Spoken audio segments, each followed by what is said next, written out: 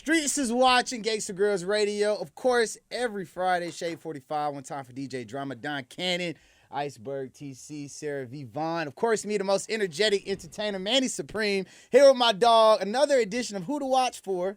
I'm about to watch him go on tour. One of my best friends, good homies. He just rapped about me in a freestyle. We're really third cousins. he was at my mama's house on Easter. Yeah. OMB Peezy is in the building. Gang shit, you know what it is, man. How you feeling, brother? How you feeling? I'm feeling I ain't gonna lie to you. Okay, he wasn't at my mama's house on Easter. He had an invite, I ain't though. gonna lie. No, Yeah, invite. I ain't get the invitation. It's all good, man. How you feeling, man? I'm You feeling about to go good. on tour? Yeah, I ain't gonna lie. Tour the best thing ever happened to me in my life, man. That shit better than pussy. I can cuss. Yeah, man. Yeah, that Shade shit, 45, yeah, man. tour better than pussy. This is the gangster radio, for real. So, I mean, you're one of the few artists that I see who's able to continue to go on tour, and your fans is like, yes, Yeah, come again. How have you been able to build that relationship with them over your span of like making music? Shit, I feel like it be the energy and shit when I'm performing and shit. Like I done learned a lot of little shit. Like I be watching like live performances of like rock bands and like rappers and shit and like old school people and shit. So it's like certain shit I learned like I couldn't take and stopping the song and talking to people, like just getting more of myself instead of just getting up there and rapping and shit. So I feel like, and then I feel like with everything being digital these days, like it mean more when you come and you in person. You feel me? So I feel like touring, that's down to my niche. Feel me? Yeah. Do you go to concerts? Yeah, I've been to a concert. I've been to a Kevin Gates concert. I went to a Future concert when I was little. I was about 16, but we was standing by the back door and they said we looked suspicious, so they made us leave. Did you pay tickets to go, or you had just pulled up? Nah, we had just pulled up. Where was this at? Where was this? It was in Sacramento at the Ace of Spades. Yeah. So you was about like 16 at the time? Yeah, I was about 16. I just wanted to see Future, man. Yeah. I was about to ask you, like, who are like some of your like favorite performers out right now? Favorite performer out right now though, Kevin Gates. For real? Yeah, You know, he be Gates, going viral for doing some bro. very outlandish shit. He done learned that shit. I'm telling you, he learned what make the crowd go wild. You feel me? Once you learn that, you good on that stage. I feel it. I mean, La Paris. We should be expecting new music. Yeah, June. So, I mean, first off, how long have you been working on this album? And then, like, who are some new people that your fans might not be expecting to hear on this album? Man, see, I got a lot of man, there's a lot of shit going on with the features on my album right now as far as like interpolation samples and shit. So I don't really want to like get, you know what I'm saying? Yeah, and then it ain't sure, fully concrete. sure. But I ain't gonna lie, I got Speak some shit on that there. though. How stressful is it for real? Because I've had a chance to, hear some of the songs already, and it's like, they're like, well, I'm gonna put this person on this one or this person on this. How stressful is it with deciding, okay, I like this song, and then putting, okay, boom, we're gonna put this person on it. Well, then it gotta get mixed and mastered again. Like when you put together a certain amount of songs and put it on a tape, describe that pressure level. It's a lot of pressure, bro. Cause if you don't put the right shit out there for your fans, they gonna be looking at you like, what the fuck? But if you don't goddamn if you don't like do features and shit, and brush shoulders with people and shit like that. Cause I always said in all my interviews, like, niggas don't fit in my story and I'm telling my story anyway, so why do features, you feel me? But I had to grow to learn that goddamn them features and shit, like, you will miss the opportunity of winning over a whole, like, another fan base, you feel me? Yeah. That's like a water in this border and water in this border, you feel me? But if we make these motherfuckers one border, there's more to drink. Yeah. That makes sense? It does. I kind of like how, when people preach, when preachers Oh, preach, yeah. Now, I don't. I like how you use the reference. I like the reference. Real talk. So, what's the vibe of the album, right? Because it's like, you got multiple sides to your sound. Shit. You got the wake up, I'm about to go rob something today. I'm about to go get my get back. Then you got the lady vibe. It's like, man, I'm about to go ride around and go get a girlfriend. Then you got the man, funny whole type of record. What's the vibe of this album? I feel like that's why I named this album La Paris, because, like, I'm bipolar. I'll wake up one day, man, fuck all these bitches. Then I'll wake up one day and be like, man, I need me a girlfriend. And then I'll wake up one day like, man, fuck everybody, I want to kill something. Then I'll be like, man, I'm growing.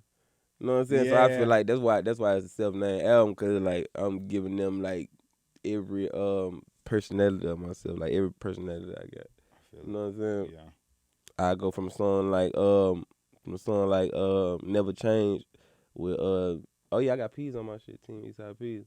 But I go from a song like Never Change with him to Two Wrongs with Kevin Gates. You feel me? Yeah. So it's like I go for some turn shit right here. Then I go to some breakup shit, heartbroken shit. You know what I'm saying? I just be waking up with different moods, man. It depends on what side of the bed I woke up on. I feel it.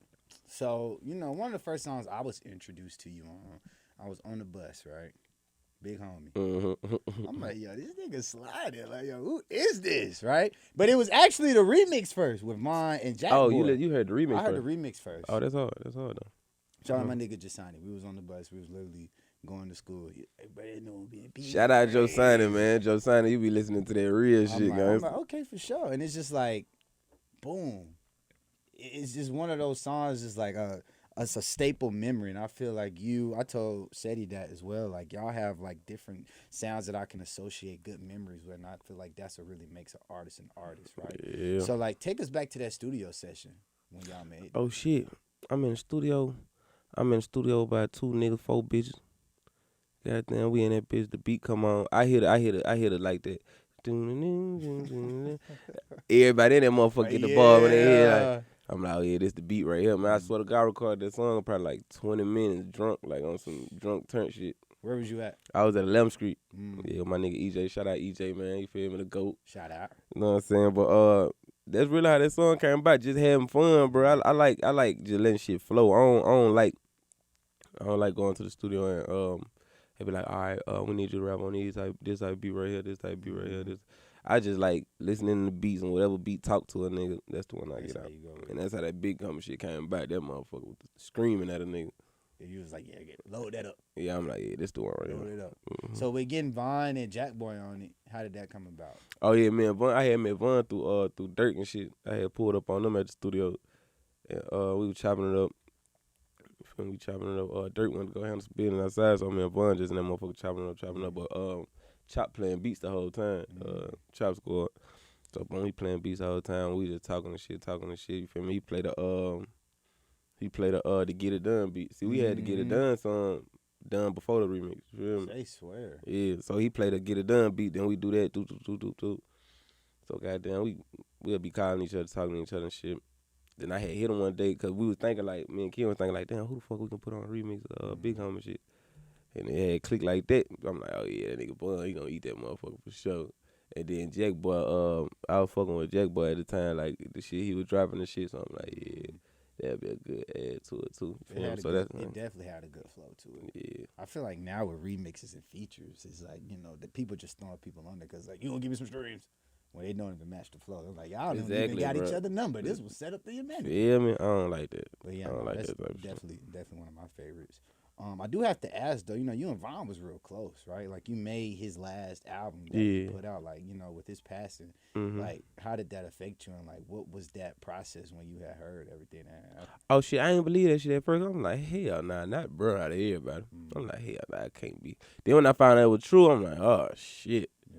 You feel me? Then, the internet be saying all type of shit. So I'm like, damn, so this what was going on? Like, I be in the blind and a lot of shit. I don't be knowing what the fuck going on, man. Yeah. I be in my own little lane and shit. Be a lot of stories with it. Talking about music, Miss God is one of my favorite tapes out right now. You may just shout out to Mr. Thanksgiving. Shout out motherfucking Drum, man. Man, the vibe of the album is like, I told Vaughn, he was on his Teddy Pendergrass the way he was like, baby. Right? Got me living the movie Casino. I'm Robert De Niro, you Ginger. When you was younger, what was something like your favorite Gangsta Grills that was kind of shit, man, Lil Wayne. I'm gonna say that every time. Yeah, Lil Wayne Gangsta Grills. I think everybody. Which dedication though? I like the first dedication. I like the first dedication. Yeah, I like the first dedication. That's a good one. So did you know you wanted it to be a Gangsta Grill? Like, was Misguided done, and then you hit Drum like, yo, I want to make this a Gangsta Grill? Oh no, we actually started talking about the Gangsta Grill before I started working on the tape. You feel me? Mm-hmm. So boom, it was like boom, we chopping it up and shit. Then when I heard Gangsta Grill shit, I'm like, ooh, I gotta go the fuck off on this time it is. I gotta do my shit on this motherfucker. So we actually started talking about the Gangsta Grill before I started recording for the album. That really gave me motivation to make the quality of the music I did for real. I'm like, man, I'm working with drama, bro. This shit gotta be it. And then you was able to tour off it. Yeah. Right? I got a chance to host that tour. And then, like My I nigga, said, that my nigga if man. y'all ain't been to a goddamn OMB Peezy show, bro, get your tickets right now. Oh yeah, I'm a whole different person on that stage. I ain't gonna lie. I'm talking about ladies throwing bras, Panties, glasses, holding up signs, saying leak my titties, doing backflips. Yeah. Got tattoos on their titties. Oh nah, real talk though. This is a wild show. I mean, we got to talk about it. How big and important is having a great team? You know, shout out to Ken. You know, the Bay Area in the building. Mm-hmm. You know, you've landed so many great deals. I mean, like 30,000 cannabis deals, and like, let's talk about it. How big and important is it with making sure that you are not only an artist but have that branding side, is like having that entrepreneur mindset? That shit out, man. I ain't gonna lie, bro. It all matter on the team. Like, well, in my life, my opinion, you feel me? It all matter on the team, cause like I be out my rocker sometimes. You feel me? Like my ladder don't stretch all the way up to the top sometimes. So I having people like Ken behind me and shit, keep a nigga head on straight, and really help me focus on the business. You feel me? Yeah. Cause me, I get so caught up in the person. I think my purpose in life is sacrificing myself and going through the things I go through to rap about it, to help people get over it, not go through it, or goddamn get through it if you going through it. You feel me? So I feel like that's my purpose in life. So I focus on more of the shit that's going on in my personal life more than the business sometimes. You feel me? So I feel like people like Ken and having the right team around you, they keep you focused on the business. You feel me? Keep you locked in. Yeah, keep a nigga locked in. Like, hey, don't forget to rap about this shit.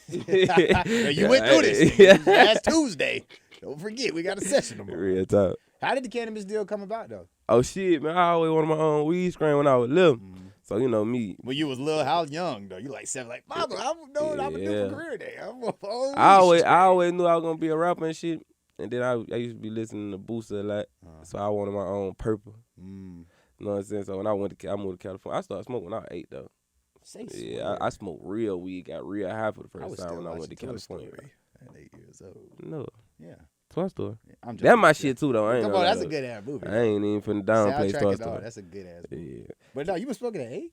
Yeah, I was smoking at 8. Do you remember the first time you picked up a blunt? Yeah. It wasn't even a blunt. It was like paper. No, matter of fact, yeah, it was paper. And then you was at school? No, we was actually, I was at my grandma's house and my homeboy stayed across the street. His dad left a Ziploc of weed on the porch. Who rolled that? Man, my homeboy, I forgot his name. This was a long time ago. Was he 8 too? Nah, he was probably a couple years older than me. Okay, I was about to say. My brother was 2 years. My brother 2 years older than me. I was probably like 7, 8. My brother was probably like 10.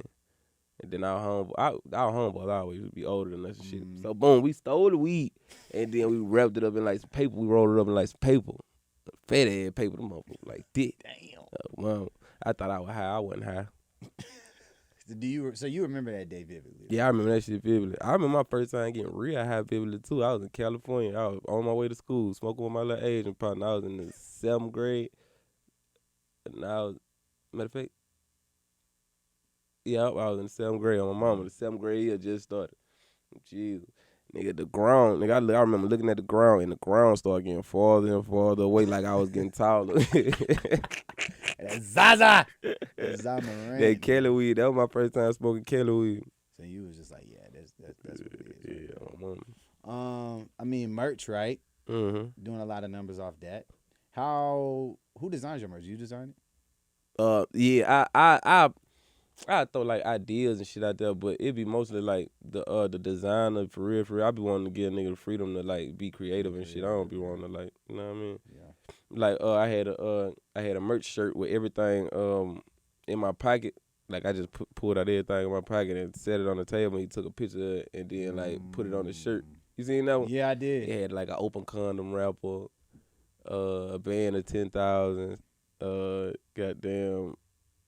A grabber package. What the fuck I had in my pocket that day? Everything I had in my pocket, it was like we put it on the shirt, like, and it was like a Peezy Essentials tee. That's hard. Yeah, that shit raw. So like, and he came up with that. You feel me? He came up with that idea. So it's like, if I don't give niggas that creativity or give them that leeway to be creative, you feel me? Like, I don't think, cause I ain't gonna sit and act like I'm just the most creative nigga in the world. You feel me? I made that and that. Nigga, I did and this, that and the light bulb, nigga. What you talking about?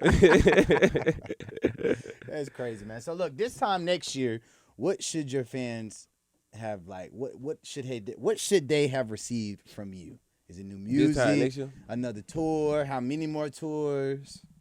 Man, I want to find a way to goddamn. I really want to find a way to pinpoint like 10 of my biggest fans, and like find a way to get them something. Like that's what I want to do. That's what I'm thinking about right now. But as far as like music and like industry and what they can expect from me is like shit, more touring, more music, way more music. Cause I feel like I ain't been dropping like I supposed to for real. But it be a lot with these bitch ass producers and you know what I'm saying, all this shit. So it be you know what I'm saying. Then I got about 5 strikes on my YouTube.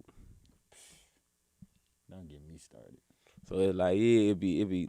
But that's really my fault though. I can't really blame nobody. You feel me? It's like process a nigga gotta go through before you drop music. And I just when I make it.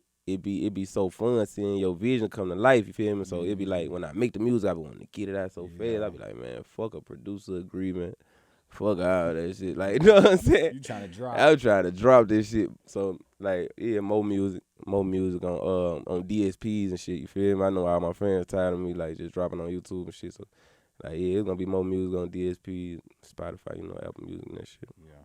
Don't you love it though when you only drop on YouTube and they still know that shit works? Yeah, I ain't gonna lie. See like, that. bro, y'all sat through the mask for me. Yeah, real. Y'all real. Real talk. Man, we appreciate you coming through, man. Yeah, for sure. Have fun on tour.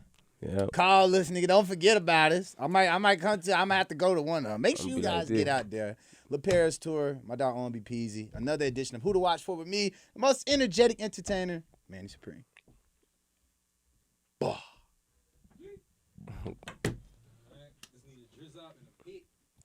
Running.